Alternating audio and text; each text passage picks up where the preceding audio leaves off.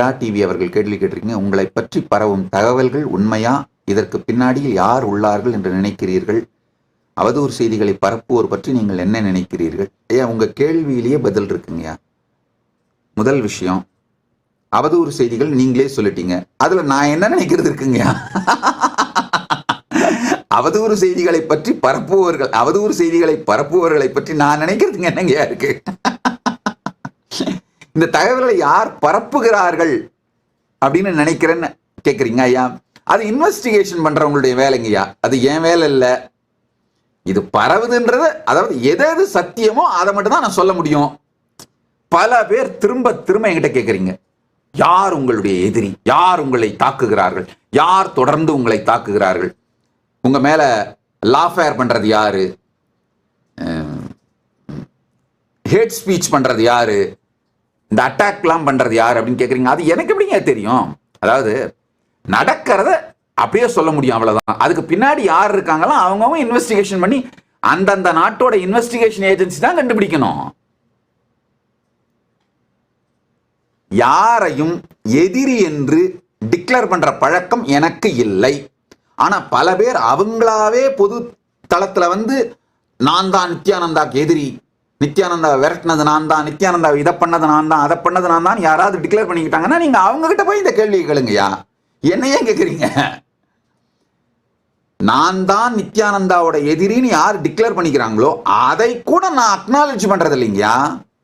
அவங்களே வாலண்டியரா டிக்ளேர் பண்ணிக்கிட்டா கூட நான் அவங்க பேரை சொல்லி எப்ப அக்னாலஜ் பண்றேன்னா பார்த்துருக்கீங்களா?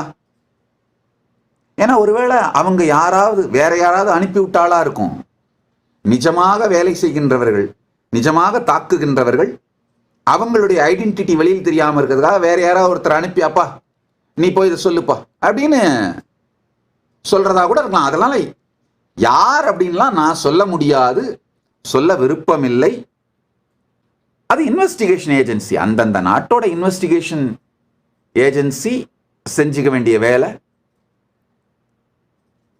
அதுக்கு எனக்கு சம்பந்தம் கிடையாது. உங்களை தனியாக பேட்டி எடுக்க சான்ஸ் எப்போ கிடைக்கும் அப்படின்னு அம்மா மகாலட்சுமி அம்மா கேட்டிருக்கீங்க. அம்மா, ரெண்டு விஷயம். எங்களுடைய எம்பசிஸ்,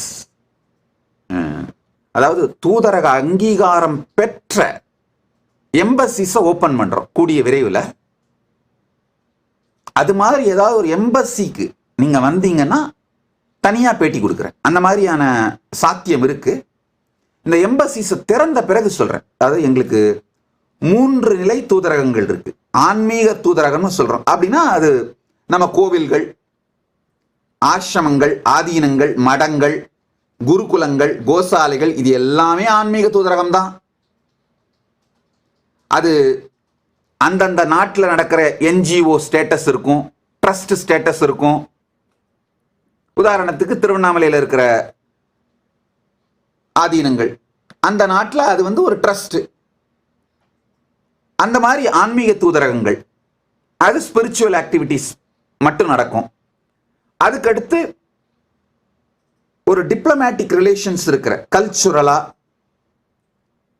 பொருளாதார ரீதியா இந்த மாதிரியான டிப்ளமேட்டிக் ரிலேஷன்ஸ் இருக்கிற சில தூதரகங்கள். சில இடத்துல அட்டானமஸ் ஜோன்ஸ், அதாவது கம்ப்ளீட் ரிலிஜியஸ் ஃப்ரீடம் எங்களுக்கு உண்டு. எங்களுடைய ரிலீஜியஸ் லைஃபுக்குள்ள தலையிட மாட்டாங்க. ஆனா ஆர்மி கிடையாது. மற்றபடி எங்களுடைய பாதுகாப்பு அவர்களே கொடுப்பார்கள். அந்த மாதிரி இருக்கிறது சில அட்டானமஸ் ஜோன்ஸ். சில இடங்கள்ல சர்வ சுதந்திரம், ஆர்மி கூட வச்சுக்கலாம். ஆனா நாங்க வச்சுக்கல. எங்களுக்கு ஆர்மி எதுக்கு, என்ன இருக்கு, சன்னியாசிங்க எங்களை யாருங்க சாகடிக்க போறாங்க. அதனால நாங்க ஒரு 1000 சாமியாருங்க என்ன பண்ண போறோம், உட்காந்து ராமகிருஷ்ணா கோவிந்தான்னு பாடிட்டு இருக்க போறோம், தியானம் பண்ண போறோம். மிஞ்சி போனா இந்த மாதிரி எதையாவது எங்களை பத்தி ஏதாவது தாக்குதல்கள் நடந்தா, எங்க மீது தாக்குதல்கள் நடந்தா, விமர்சனங்கள் வந்தா அதுக்கு பதில் சொல்ல போறோம். அதுக்கு மேல வேற என்ன இருக்கு எங்களுக்கு? எங்களுடைய வாழ்க்கைக்கு, எங்களுடைய வாழ்க்கை முறைக்கு ஆர்மி தேவையில்லை. அதனால ஆர்மி இல்லை. அதே மாதிரி எங்களுடைய வாழ்க்கைக்கு போலீஸும் தேவையில்லை. எங்களுடைய வாழ்க்கை முறைக்கு போலீஸும் தேவையில்லை. அதனால எங்க கைலாசாக்குள்ள கூட தனிப்பட்ட போலீஸ் கிடையாது. இதுக்குன்னு ஒரு டிபார்ட்மெண்ட் வச்சிருக்கோம். யாராவது ஏதாவது தவறுகள் செய்தா பிராயஷ்சித்தம் பண்றதுக்கு அவங்களே தவம் பண்ணி தன்னைத்தானே தூய்மை பண்ணிக்கிறதுக்கான பிராயஷ்சித்த டிபார்ட்மெண்ட் ஒன்று வச்சிருக்கோம். அது தன்னைத்தானே அவர்களே தூய்மை செய்து கொண்டு ஞானத்தை நோக்கி முன்னேறுவது ஸ்பிரிச்சுவல் குரோத், ஸ்பிரிச்சுவல் ப்ரோக்ரஸுக்கான வழி. இதுதான் எங்களுடைய வாழ்க்கை முறை. ஏதாவது ஒரு எம்பசி திறக்கும் பொழுது நிச்சயமா அந்த எம்பசிக்கு நீங்க உங்களை அழைத்து, ஆக்சுவலா சில எம்பசிஸ் ஓப்பன் பண்ணியிருக்கோம், இப்போவும் ஃபங்க்ஷனலா இருக்கு. ஆனா இந்தியாவுக்கு பக்கத்துல எதுவும் இல்லை. ஏதாவது இந்தியாவுக்கு பக்கத்துல, இந்தியாவிலேயோ அல்லது இந்தியாவுக்கு பக்கத்தில் இருக்கிற நாடுகள்லையோ எங்கேயாவது ஒரு எம்பசி ஓப்பன் பண்ணேன்னா அந்த எம்பசிக்கு உங்களை அழைத்து நிச்சயமா பேட்டி கொடுக்குறோமா. பேட்டி கொடுக்க வேண்டாம் என்கின்ற எண்ணம் இல்லை. சூழ்நிலை அமையும் பொழுது பேட்டி கொடுக்கின்றேன்.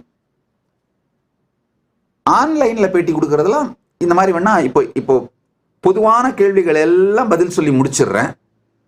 தொடர்ந்து ஒரு 4-5 நாட்களுக்கு இந்த மாதிரி பொதுவான கேள்விகள், கருத்துக்கள் எல்லாத்துக்கும் பதில் சொல்லிடுறேன். அதுக்கு மேலையும் உங்களுக்கு ஏதாவது கேள்விகள் இருந்தா தேவைப்பட்டதுன்னா டிஜிட்டல் ஜூம்லயோ இல்ல வீடியோ கான்ஃபரன்சிங்லயோ பேட்டியை கொடுக்கறதுக்கு தயாரா இருக்கேன். நல்லா புரிஞ்சுக்குமா, நாங்க எங்களுடைய பாதுகாப்பு சம்பந்தமான சில விஷயங்கள், ஒரு நாடு அப்படின்னா நேச்சுரலா அந்த நாட்டோட கான்ஃபிடென்ஷியல் இன்ஃபர்மேஷன்ஸ், கிளாசிஃபைடு இன்ஃபர்மேஷன்ஸ் இருக்கும். அந்த மாதிரி சில கிளாசிஃபைடு இன்ஃபர்மேஷன்ஸ் தவிர மற்ற எல்லாவற்றையும் டிரான்ஸ்பரண்டா நடத்துறது தான் கைலாசாவோட பாலிசி. அப்படிதான் வச்சிருக்கோம். எங்களுடைய செட்டப்பே பார்த்தீங்கன்னா எல்லா கைலாசங்களும் ரெஸ்பான்சிபிள் டெமோக்ரஸி. ரெஸ்பான்சிபிள் டெமோக்ரஸினா அந்தந்த கைலாசத்திற்கு யார் பொறுப்பெடுத்து நடத்துகிறார்களோ அவர்களெல்லாம் சேர்ந்து ஒரு டெமோக்ராட்டிக் செட்டப்பை உருவாக்கிட்டு நடத்துறாங்க. இதுதான் எங்களுடைய structure. If you found this video entertaining, entraining and enlightening, take a moment to like, share and subscribe. and don't forget to hit the bell icon. Thank you so much for tuning in.